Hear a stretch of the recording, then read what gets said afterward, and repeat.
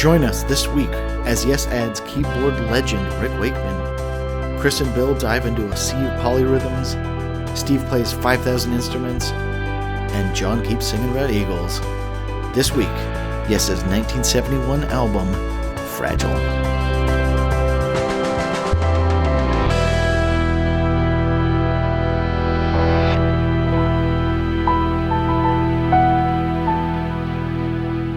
Welcome back to a sort of young person's guide to prog rock. I am your host, Ian Prize. Today, we rejoin Yes, which include the lead singer John Anderson, bassist Chris Squire, guitarist Steve Howe, and drummer Bill Bruford, only 9 months after they released the Yes album. So Yes had their hit, but all was not perfect in the band. Creative differences between John and Chris and the keyboardist Tony Kaye would see his exit from the band and the recruitment of the prog legend and probably prog's biggest superstar, Rick Wakeman. So Rick Wakeman had been trained as a piano player in his youth and was now debating a career as a studio musician. Yes was getting bigger and more ambitious and felt they needed someone passionate about the newest technology to see their ambitions realized. Rick, who had just been offered the spot to join David Bowie's backing band, decided he would rather forge a new path with Yes rather than just be in someone's backing band.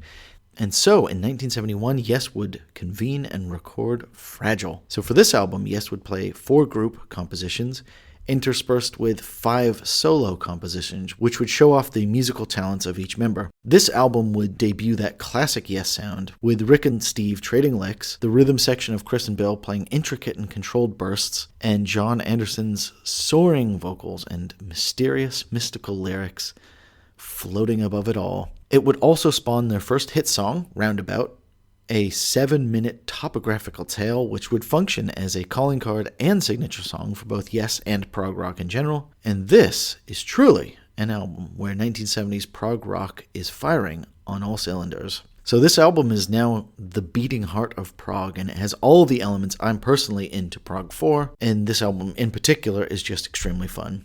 So Roundabout is a classic rock staple for a reason, and even though I've heard it so much, I've enjoyed coming back to it all for this podcast with fresh ears. But the real winner for me has always been the ending track, Heart of the Sunrise. It has the crazy lyrics, the crazy singing, the instrumentals, multi-parted song structure. It's all just so unbelievably Yes. So here to discuss Fragile with me, I'm joined by Yes royalty. I'm joined by the pharaoh of fusion jazz, Ryan Robison.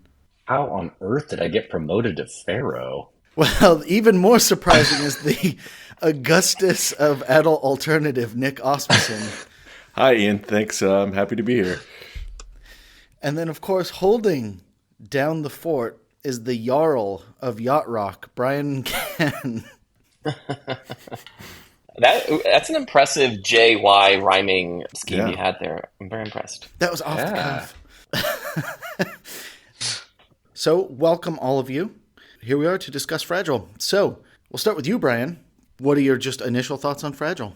You know, I think it's pretty easy to argue that the Yes album is the start of the classic Yes sound, but I almost think Fragile is the true beginning of the golden age in the same way that Dark Side shortly comes after Metal, which Metal introduced that sound, and then Dark Side kind of perfected it, and you kind of get 3 perfect albums from there. Yeah, I would agree. And that's the stretch we're on, is that crystallizing the perfect sound. Nick, what are your thoughts on Fragile? I do really enjoy this album because, like it has already been stated, like this is them at their peak. And most bands at their peak, I'll listen to. But this one I liked. That's good. That's good to hear it, yeah. And did you have a relationship to Roundabout? Had it been something you'd heard on classic rock radio? Definitely. At the pizza place where Brian, Ryan, and I used to work, it was frequently on Block Party Weekend, which, for those out of the know, is where they play multiple songs in a row by the same artist. And for the Yes block, almost always Roundabout was part of that couplet or triplet. So I have spent many an hour topping pizzas, tossing them in the oven while listening to Roundabout. I'm assuming they didn't play 5% for nothing on the Block Party. Ryan, what is your relationship to Fragile? This is one of the ones that actually does make it back into my high school years. I think my thoughts are pretty similar to Brian's, though. It's the kicking off of a very classic era. I mean, you do hear previews of it on the S album. You know, you think Starship Trooper, some of the other cuts like that. It kind of tells you where they're going. This one in particular, too, I think even more than Close to the Edge or anything that comes after that, has a pretty collaborative aspect to it where everybody got their hands and put their little stink on everything at some point or another. And I mean that in a really good way. And they actually, this is the only album where they really do that. While Close to the Edge is still my favorite, this it's got a lot more variety just because of who was allowed to write and when, I think. And I say allowed because it sounds kind of funny, like someone was the dictator of the group, but yeah, it's unique in that way, and it stands out from the others. You are right in so much as Chris Squire is still contributing writing stuff for this album in a big way. And then obviously they all get a solo spot on the album. So that makes this a very special and fun album, and an album structure I don't think I've ever heard of from any other band. So I guess I would reiterate everything you guys have said, and I think this album really cashes in on the delights of prog. So you get lots of stuff going on, but cleanly and pleasantly. And then in terms of an album structure, just the Sandwich album, where you have Roundabout and Heart of the Sunrise is a delicious ciabatta on the outside, and a little South Side gabagool right in the middle, and then a little bit of cheeses and pickles throughout. And I do think, like, in that sense, it's a very pleasant album construction. And certainly it's a good taster album construction. Superficially, I think, the reason why we've had this kind of distinctive sound is the obvious addition of Rick Wakeman, but also on that superficial trend, the Roger Dean album cover. It finally looks like Yes. Yes. The golden capes are flowing. I think we'll get into the music, but I think those are the obvious ones. We're at what I think most Yes fans would consider the kind of golden era, the band. Yeah. Those five members. I think we've got the five members. As you say, this album is the story kind of Rick Wakeman joining, and we'll definitely get to the album cover, but you're right. I think that adds that last little bit of like metaphysical magic. So to cycle back around to something that you said before, is that everybody takes a turn in the spotlight on this one. Are there bands that have 4 songwriters in them, and why aren't there more of them? I know the Beatles is the obvious choice, but like, are there any others? That's an interesting one. I mean, I'm not that I can think of off the top of my head. I guess maybe the Traveling Wilburys or something, like super groups. I genuinely, I think that's probably about it. Because I was going to say, I think even Yes didn't really have 5 songwriters. They had John Anderson and Steve Howe mainly, some Chris Squire, Rick Wakeman for a bit of spice, and then Bill Bruford obviously exerted some sort of creative influence on the music, but I don't think he was bringing in songs in the same way John Anderson and Steve Howe were. I guess again with the Beatles, there's only, I think, 20 George Harrison songs in a career of 200 songs. And man, did he get a lot of mileage out of those. I wanted to think of an example of where the taster doesn't go well, right? Where everyone gets a little crack it right in a little something. And I think of times when it doesn't go well, like Amagama, for example. Yeah. Where everyone really didn't need to contribute, but they did anyway. So Yes did something special here. Yeah, absolutely. There's a lot of examples where everybody took a turn at something at some point. But yeah, Nick, I can't think of any examples. I'm sure there'll be plenty of email telling me how wrong I am, where regularly everyone took in kind of an equal share of the songwriting. I can't think of a single one. Oh, I have got exactly one. Queen. Really? Was that consistent though? I mean, I know the famous bar trivia fact is every member of Queen wrote a number one hit, which that is pretty impressive. Yeah, that is very impressive. I don't know how many John Deacon songs there are other than that one. Yeah, so I think he had 3, and those are the only 3 songs he ever wrote, but they were all number one hits. But yeah, no, Queen, as far as it goes, did pretty well, each contributing a song. Yeah. It's a great track record. Made it count. Now, I'm sure all the Queen people are going to send us hate mail. It's going to be like that scene from Mr. Smith Goes to Washington of just bags and bags of letters hating us. Brian, Finally getting hauled in front of Congress, having to defend Queen. I want Peter Morgan, who he's done like The Crown and a lot of the dramas and things around the world. He wrote Bohemian Rhapsody, but I would love his take on Yes. That is something I would watch. We talked about this in the metal episode, but Brian's getting his own biopic. But to the soundtrack of Yes, he's getting his own jukebox musical. Fabulous. So we are diving in to the Roundabout. So Roundabout is their 7-minute kickoff to this album. So Roundabout was written on the tour bus as they drove through Scotland. So they came over the crest of a hill and mountains rose out of the sky and all that. And I think that really highlights something I love about John's lyrics and how he ties places and terrains to something metaphysical. I don't know what the something is, but it feels nice. Is there a better introduction to Rick Wakeman than this song? I think, correct me if I'm wrong, Ian, the reason Tony Kaye kind of got forced out is he didn't want to adapt the sound to the new mellotrons and synthesizers of the world, and he wanted to stick to organs and pianos. But this is a pretty big intro to the new guy. Yep. And I was going to say, I think this song specifically sets up that classic Yes sound that you're talking about, which is Rick and Steve trading licks. And they trade a lot of licks in this song. And there's, an organ solo and everything. So you're right. This really announces that Rick Wakeman is here. And I also think this song really, for me, highlights the adage about how good musicians make hard songs sound easy. Because I actually find this to be an extremely easy listen, even though there's a lot of stuff going on. I think that has always been my beef. I guess for those who haven't listened to the show before, I am more of a casual listener of prog. I'm not deep down in the weeds with Ian, definitely not. So I do like Yes. To I guess clarify a point I made earlier, I don't dissent against Yes in general. I kind of just dissent against their like deep back catalog. It's too much Yes, but this song is like the exact opposite of that for me.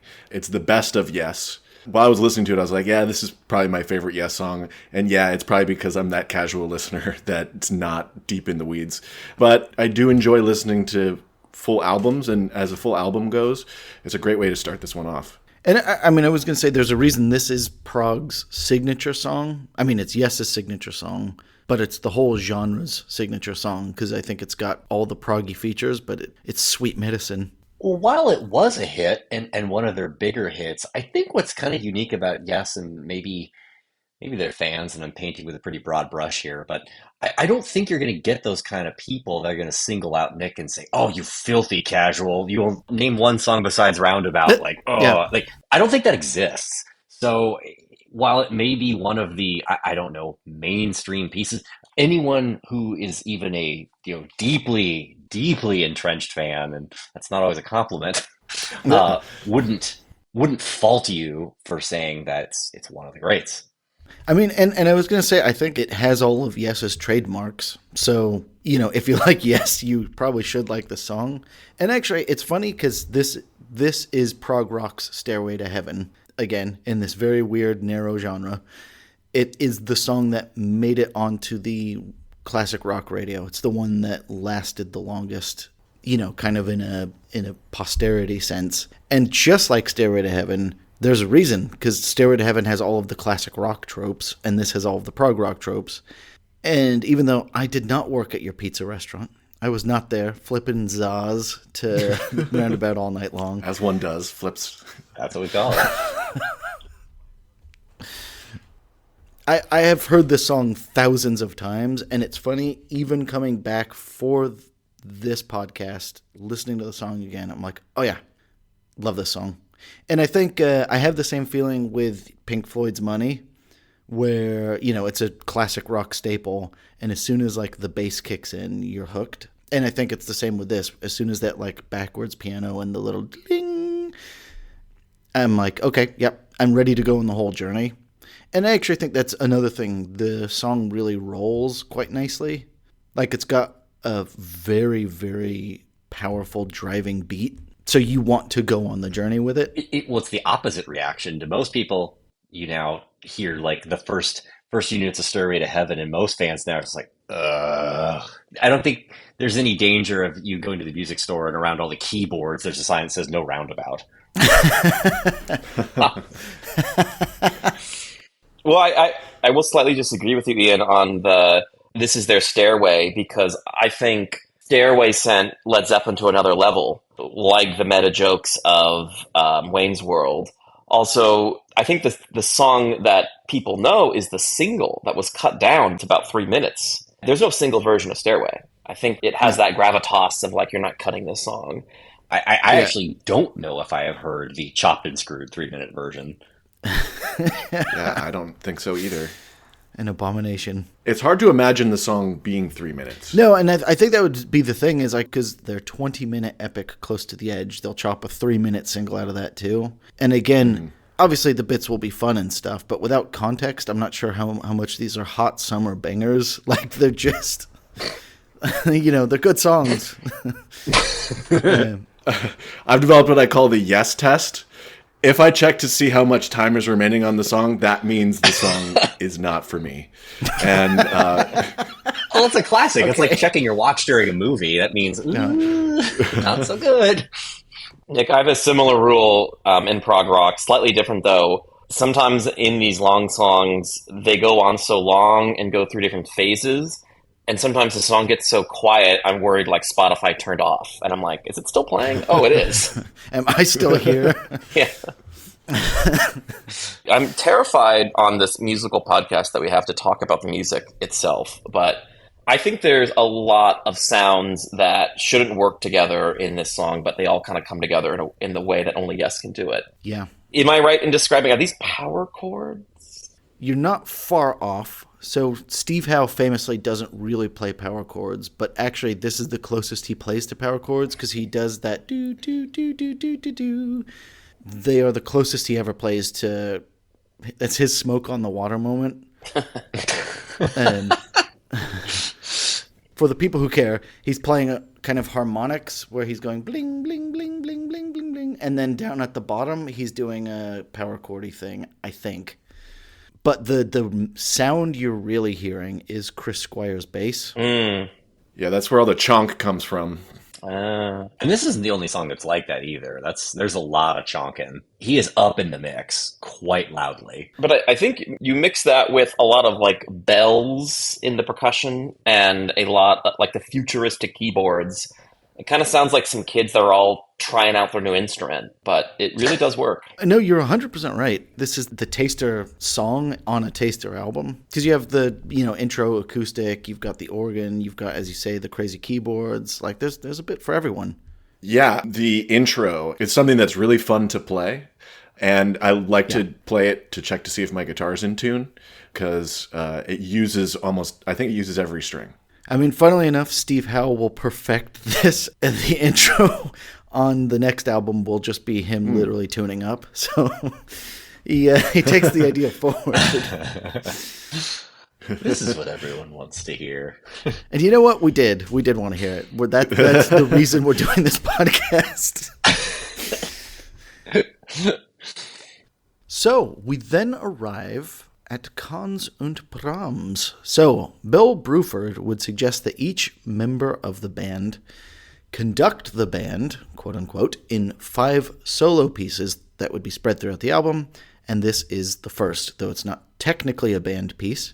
So Rick Wakeman, the new kid, could not compose songs for contractual reasons. He was on a different record label. So this song is a stitched together version of some Johannes Brahms songs.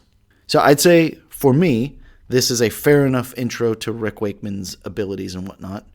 And it's short and pleasant enough that though it's not my favorite Yes song they ever made, I basically don't skip it because it's 2 minutes. By the time I'm pressing skip, it's over. I'm with you where I have fun every time. I hate to call it filler, but yeah, it is, I think. Yeah. But it works. It serves as a break in between songs, and it's fun to listen to. I guess my question is why is it cans and Brahms? Where does that come from?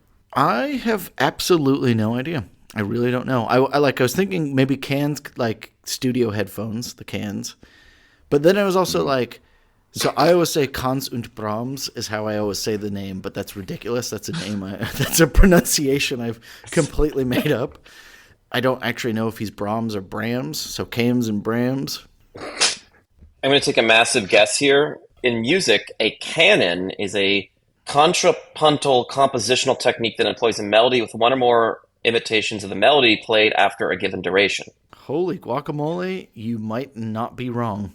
Actually, yeah. See, our very own Dan Brown cracking those cases. Contrapuntal is the word of the day. Because that means using counterpoint, right? Yep. Yeah. Does everyone know this but me? God. Come on, core curriculum, Brian.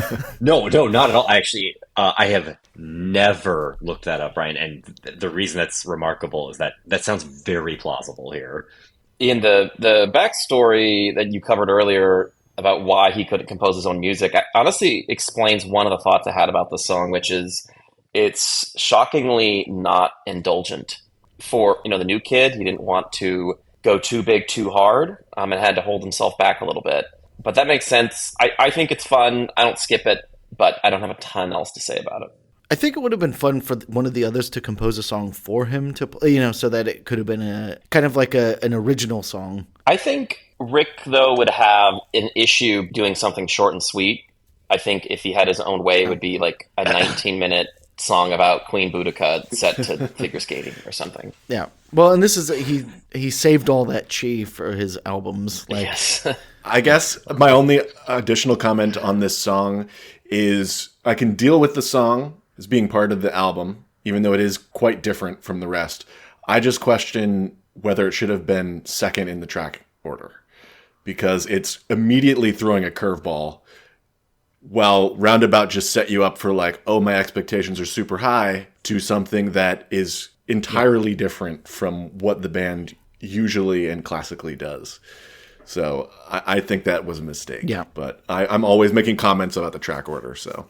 I think that was part of the sandwich aspect of this album, where, as I said, there's like 3 actual elements, and then the rest are various cheeses and pickles and maybe some sauces, where they are fun, weird tastes, and maybe the whole album hangs together. I don't know, but it's not the divine architecture of Dark Side of the Moon. This is definitely a tapas album where you're doing a little bit of tasting around the way. For me, it's like, to go with your metaphor, it's like you ordered a burger, but the first thing you bite into is a whole carrot. You're like, what the hell is this doing in here? Well, that's actually, Nick, I like that, because it wouldn't be bad. You'd just be angry. Like, it doesn't taste bad, but you'd be like, this is not what I wanted. You would be confused, yeah. It's like the first bite, you're like, oh, what? This is weird. Oh, fabulous. I just have a delightful mental image of Nick eating this burger. Well, so the next part of the burger, I guess, I don't know if this is like the capers or something. I don't know what we put in this burger. But so we're now at We Have Heaven. So this is John Anderson's vocal piece. So basically it's just a nice little vocal chant over some light drums. And again, pleasant enough solo song.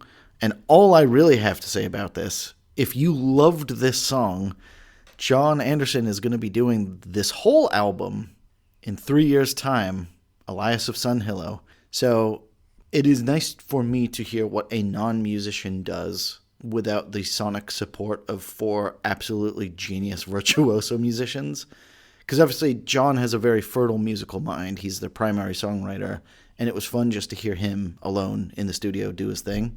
And it's absolutely delightful. The little round he gets going, it's just this uplifting sound that no one else is capable of in the whole band. And it's funny you mentioned that it's basically him working by himself.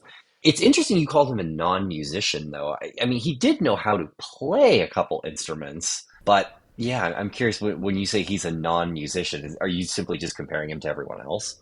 Oh, yeah. To be fair, we are all non-musicians when compared to Steve Allen and Rick Wakeman. But I mean, I think there is an element of John Anderson can, in fact, play percussion, guitar, piano. Like, he can play these things. I just get the sense that he can plot out some chords. And maybe non-musician's not the word for him, but definitely not the rest of Yes. He's a normal guy when it comes to his hands. And so it's fun to hear him without them. It's a fun context. Is this song just one chord?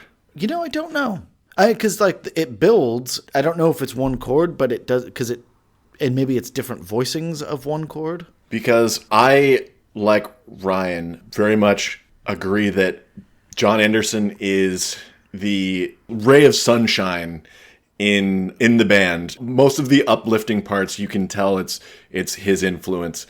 I think he gives the band like a little bit more heart, you know? Yeah. A bunch of cold musicians just honing their craft after years and years and years. And then John Anderson's just like, hey guys, why not have some fun? And then he comes up with fun little developments like this. I think it's what King Crimson is missing and what ELP needed more of. Oh, wow. Yeah, that's true. Ooh.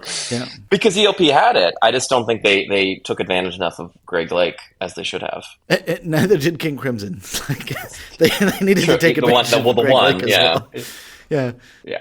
No, I mean, I completely agree with you. And I think, actually, this is the interesting thing about Yes, is I can't think of another band that's so aggressively positive and so effortlessly positive as well. Like, and maybe it's John Anderson's influence that he's a little ray of sunshine sprinkling over everyone.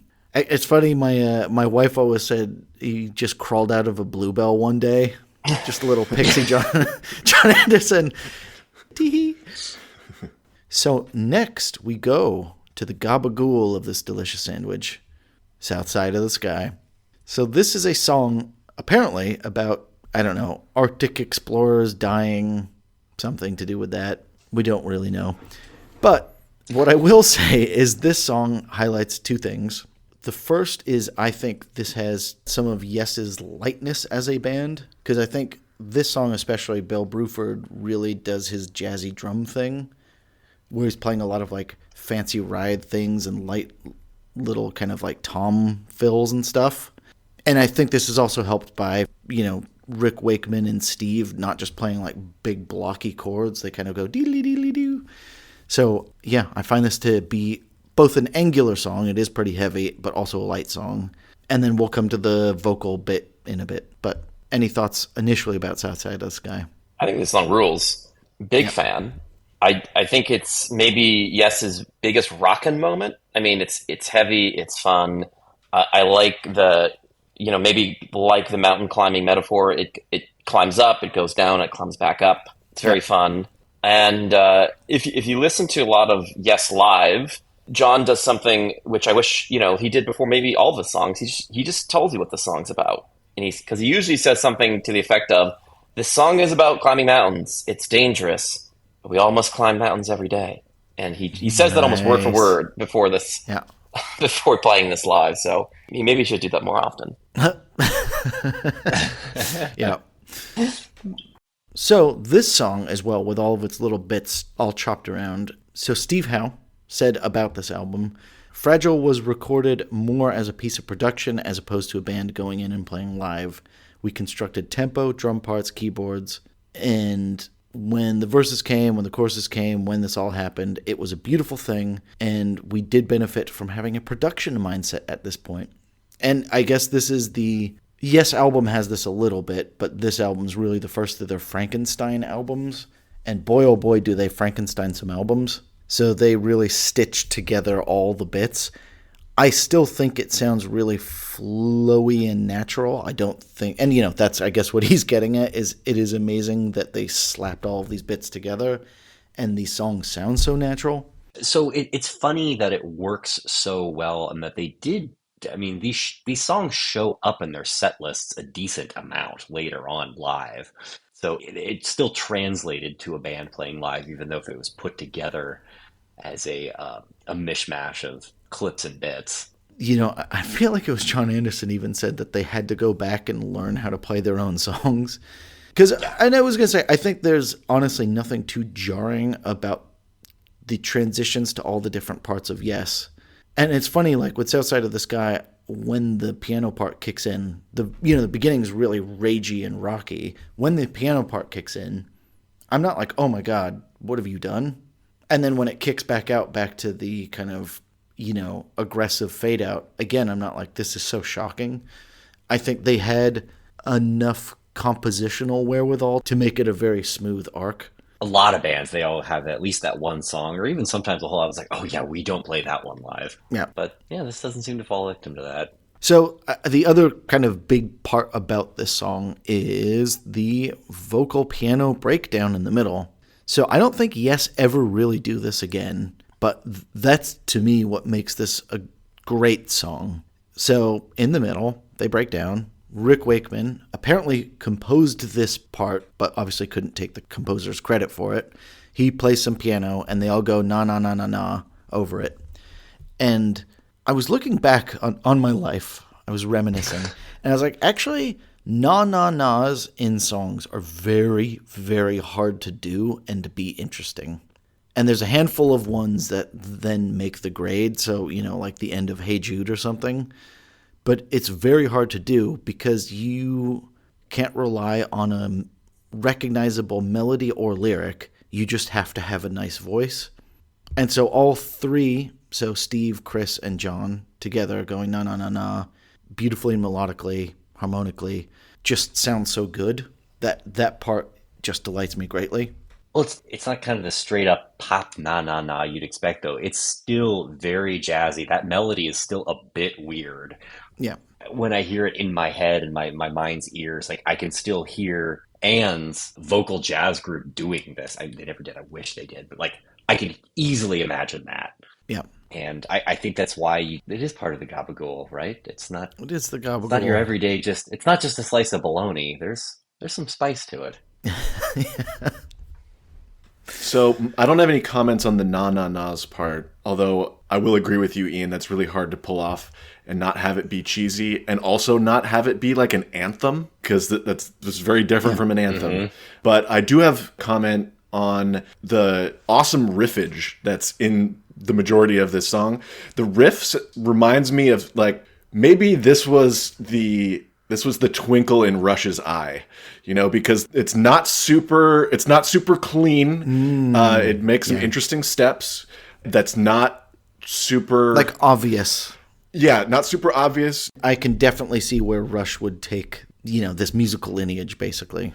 And in fact, it was Rush who inducted Yes into the Musical Hall of Fame. So there you go. Hearts all around. I did not know that. There you go. Yeah. When was that? 2015, 16, 17, something like that. Wow, that feels super late. I mean, the world just needed to recognize Yes eventually. They caught up to us. So that will be it for today. We will see you guys next week for part 2 of Fragile. Thank you, Nick. Thanks, Ian. Thank you, Ryan. Thank you, Ian. Thank you, Brian. Always a pleasure. I have been your host, Ian Prize, and this has been a sort of young person's guide to prog rock.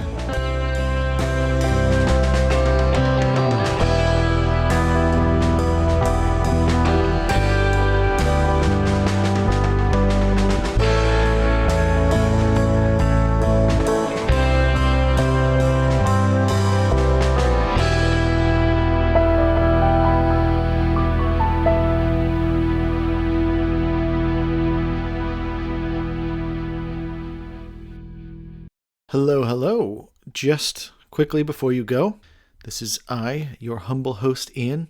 Thank you, everyone, for tuning in for Season 2.